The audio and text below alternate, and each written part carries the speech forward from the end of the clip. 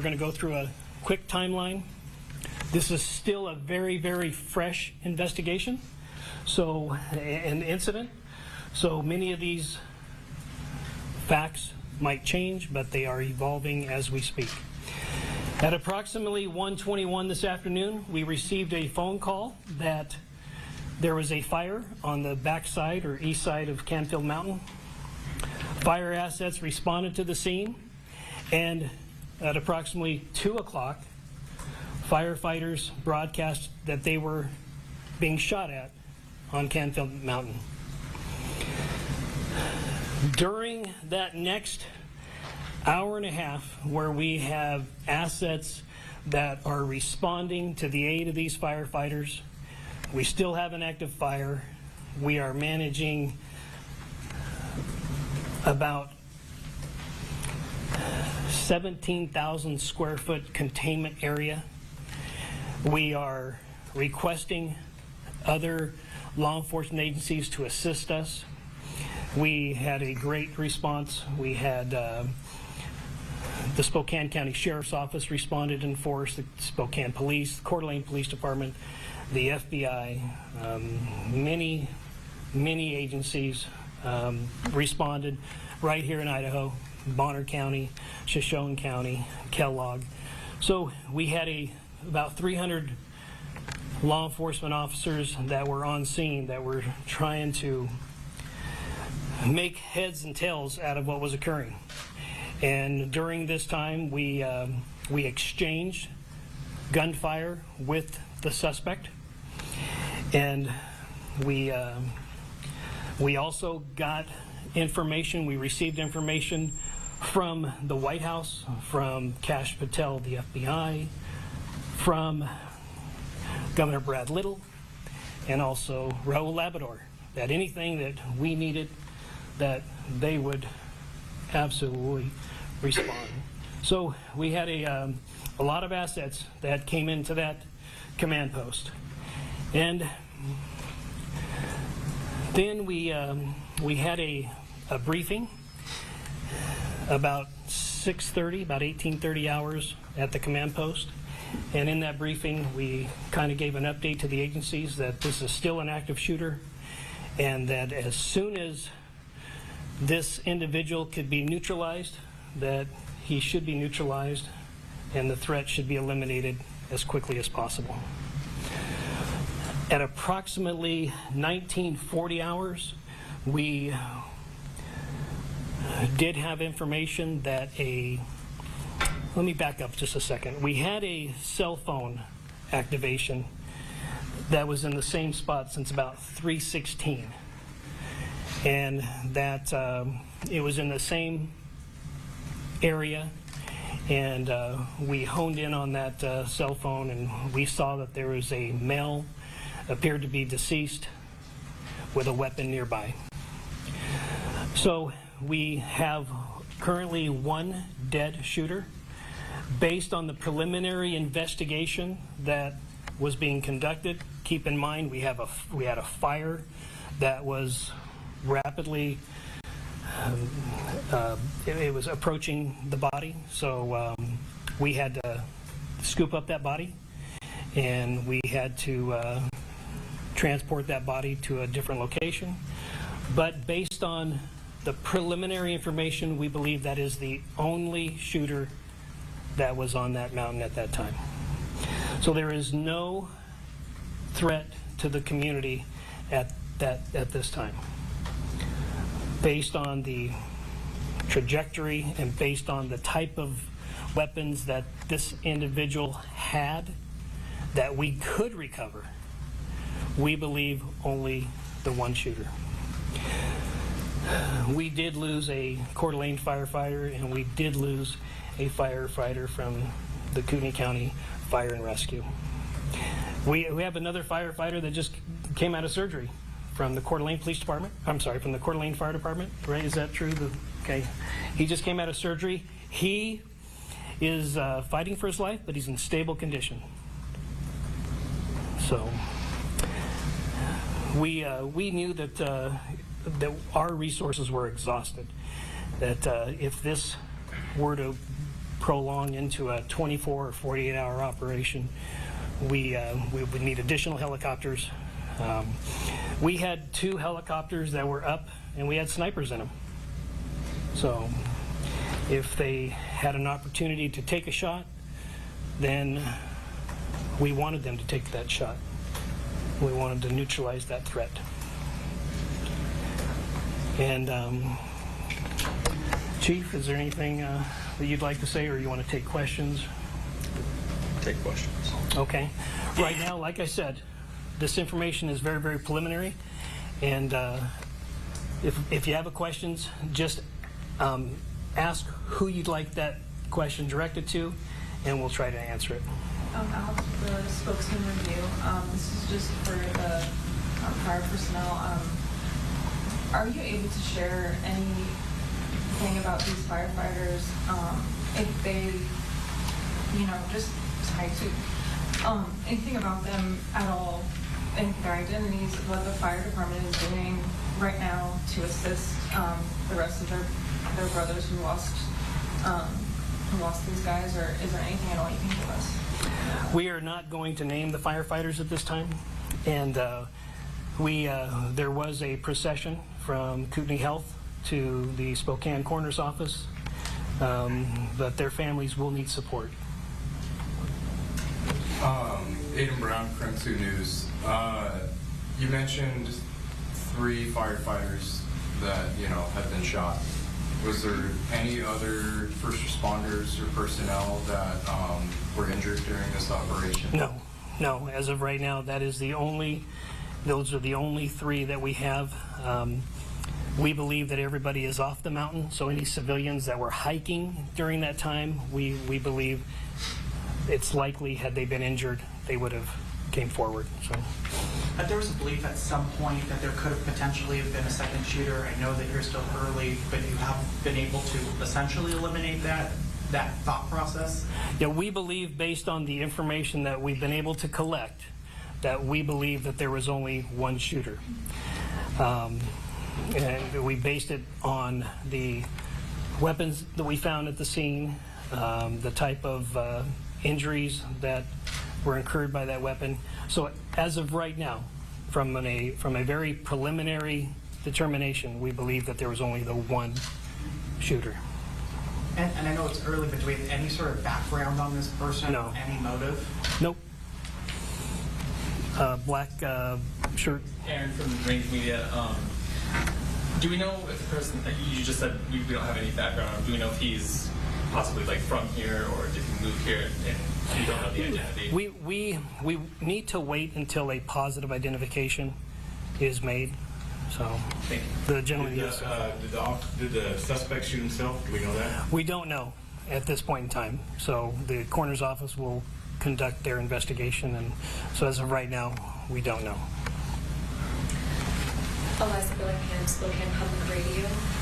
Are you able to give any insight on if you think there was a connection between the fire and the shooting?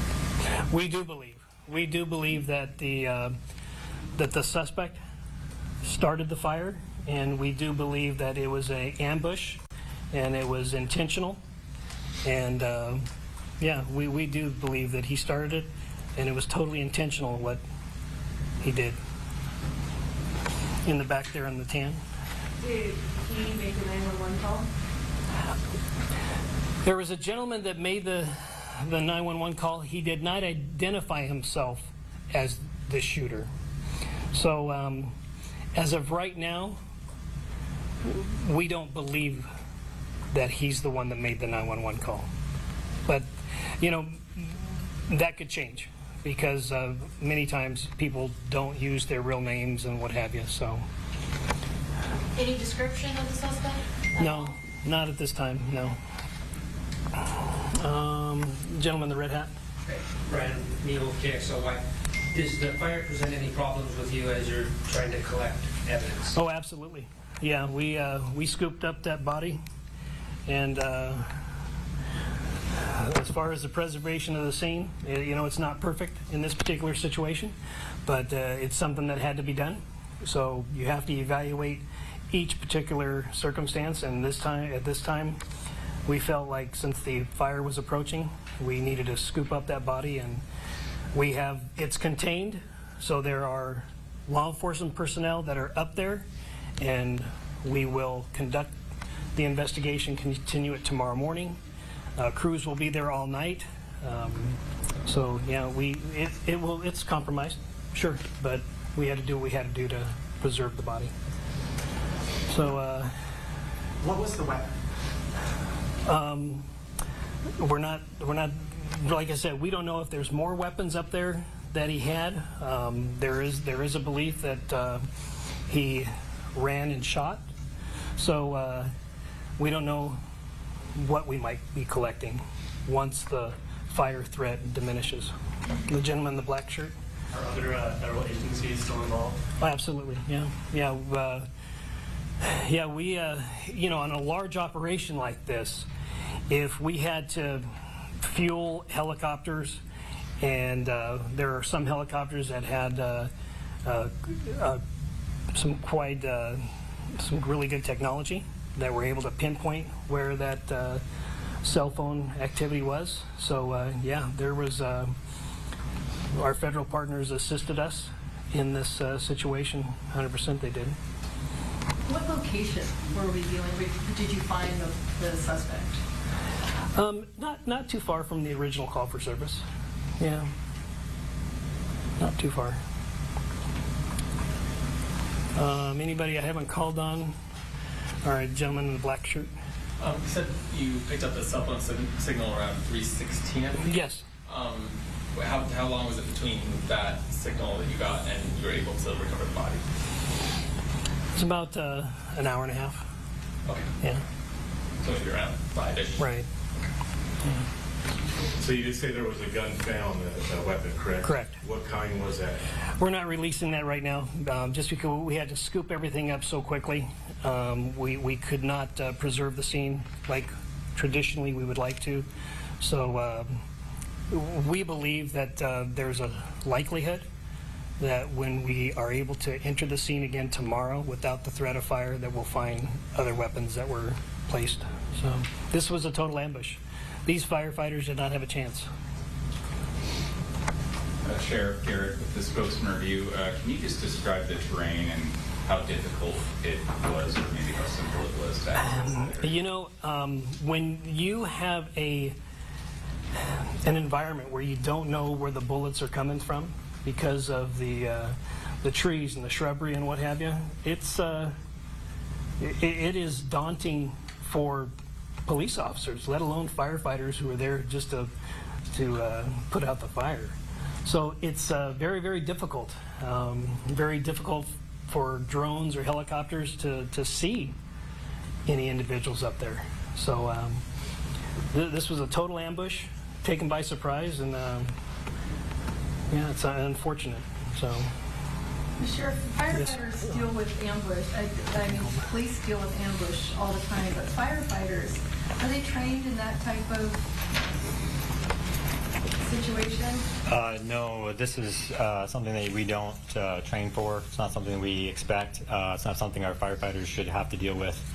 In this situation, they were called to a grass fire, which is already something that we're very heightened and are anxious about this time of year. And they were doing everything the way they were supposed to do it. Responders are already on defense with, this coming week. Just emotionally tell me how it feels to have something happen like this, especially with, such important authorities that are super important for a week like this too. Yeah, I haven't, it hasn't sunk in yet. I mean, this is a situation where I don't even think a lot of us in this room has processed this. So, yeah, this community supports firefighters and law enforcement.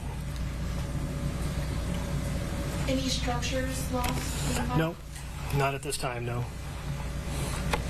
Is there any specific information about the actual location of where the shooter was at? Like, is there I don't want to say an address, but maybe coordinates or anything like that? We might be able to get that for you later, but I don't have that information now. I'll call you. Yeah. I would like to say something. There was some information that was broadcasted on social media, and it's very, very important. You know, these firefighters or police officers, in some cases, have family, and for some of this information to have been broadcasted, I hope we can ask with our social media and our First Amendment auditors and our civilian journalists to take in consideration what you're putting out there on the social media, because it can be devastating for it's devastating when somebody knocks at your door to tell you something like this, but to hear about it on social media, I'm just asking for people to be considerate in the most significant of injuries and times. So, yeah. Federal apparatus, I'm wondering what the White House has committed to, and the FBI and Homeland Security. We had helicopters and personnel on the ground probably within the hour. Also, in follow-up to that, this is obviously going to hit our community incredibly hard. It already has. I know, again, it's early. What can we do for the families? Will there be a memorial fund set up? Will there be some sort of way that we can, as a community, come together to support them? Because this is a devastating loss, and people want to put that in motion somewhere. Yeah, you know, we're grieving as an organization, and I can speak for Coeur d'Alene Fire as well. So a lot of those steps have not been completely brought to fruition, especially with it being a weekend. We know that the Red and Blue Foundation and Anchored Coffee has already offered to do a lot of the donation collection, and we appreciate them. They've been a great supporter of law enforcement and fire, and they'll continue to be a good partner for us. So that's where I would initially encourage people to seek to provide some support for the families. Can you say what I'd like to add, until a press release comes out by these two agencies, do not give money to a entity that says they're representing these people. They will put out a press release with the information, whether it's going to be an account at a bank or an account at another entity, but we will likely have some people that will try to scam based on this tragedy. So do not give money to any entity until a press release is released. Is that fair to say?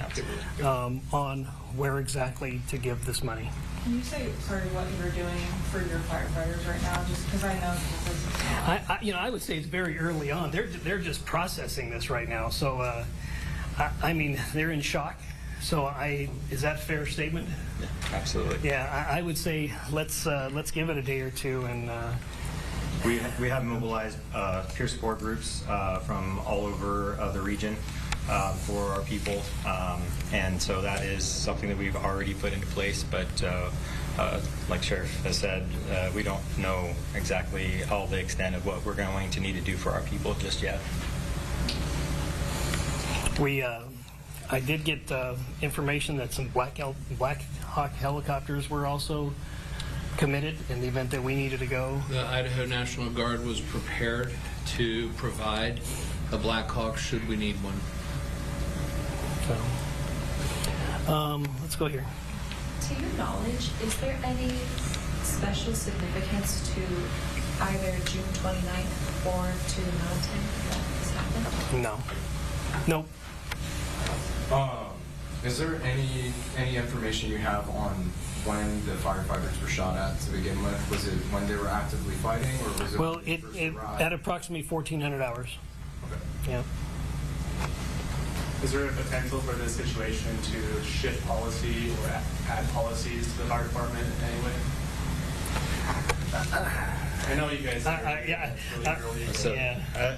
As a rule, you know, what's predictable is preventable. In this situation, I'm just not sure how it could have possibly been predicted. So it's really hard to policy that out. But we will be doing a complete review. You know, you can anticipate or expect some of these things to occur in a urban setting. You can. I've seen it myself. However, in a rural setting, this is very, very, very rare in a rural setting. I mean, I've never seen it. Seen it many times in an urban setting. I have not seen it in a rural setting. Yes, sir. What, you got the last question. Lucky you. How involved were the firefighters in battling this blaze when they arrived there? Was it pretty immediate that these shots rang out, or were they dousing it with water? Do you know what time they arrived on scene? Yeah. My understanding is that they were doing a reconnaissance on the fire initially, and that there actually was not any active firefighting at that point. So it was right early on in the incident. And there was only one fire. I know that there was, misinformation out there that there were multiple fires started, that there was just the one fire. Correct.